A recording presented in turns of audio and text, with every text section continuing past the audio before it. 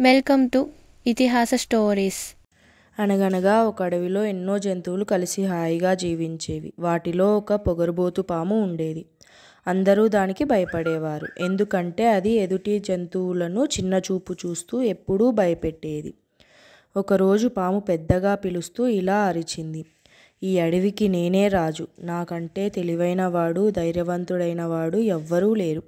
అన్ని జంతువులు దాని మాట విని భయంతో వెనక్కి వెళ్ళిపోయాయి. కానీ ఒక చిన్న చీమ మాత్రం అక్కడే నిలబడి.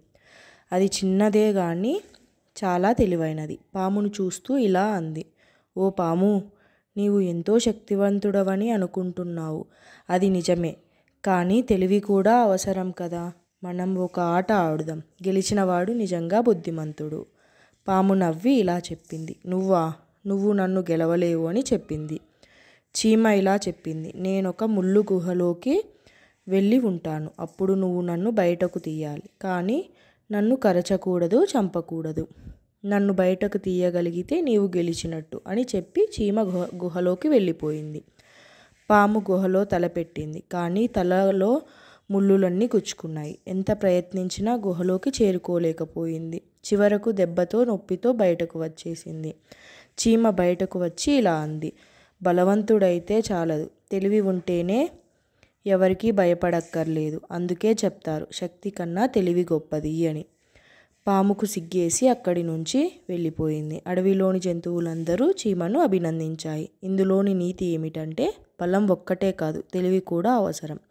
జ్ఞానం ఉండి ధైర్యంగా ఉన్నవారే నిజంగా విజేతలు. ఒక రాజ్యంలో ఒక రాజు ఉండేవాడు. ఆ రాజుకి అహంకారం ఎక్కువ. అతను ఎప్పుడూ గొప్పదనంతో మాట్లాడేవాడు.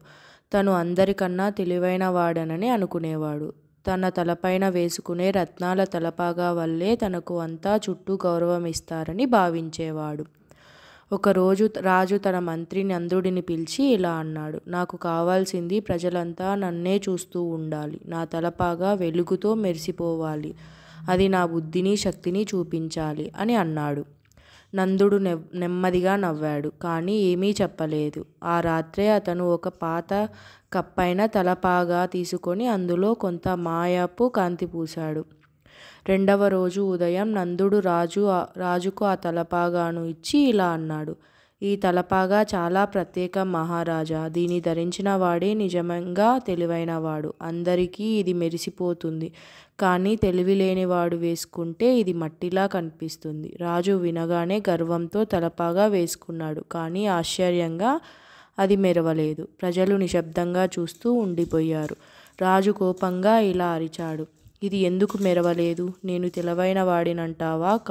కాదా నందుడా? నందుడు నవ్వుతూ ఇలా చెప్పాడు, తెలివి అనేది మెరిసే వస్తువులో కాదు మహారాజా, అది మన మనసులో ఉంటుంది. గర్వం ముందు తెలివి నశిస్తుంది. ఆ రోజు రాజుకు ఎంతో నేర్పు వచ్చింది. అతను అహంకారాన్ని త్యజించి ప్రజల మద్దతుతో మంచి పాలకుడిగా మారిపోయాడు. తన అసలు తలపాగా త్యజించి సామాన్యమైన వస్త్రాలు ధరించాడు. ఇందులోని నీతి ఏమిటంటే, అహంకారం మన తెలివిని కప్పేస్తుంది. నిజమైన గౌరవం మన నిజాయితీ విషయం వల్ల వస్తుంది, వెలుగు తలపాగా వల్ల కాదు.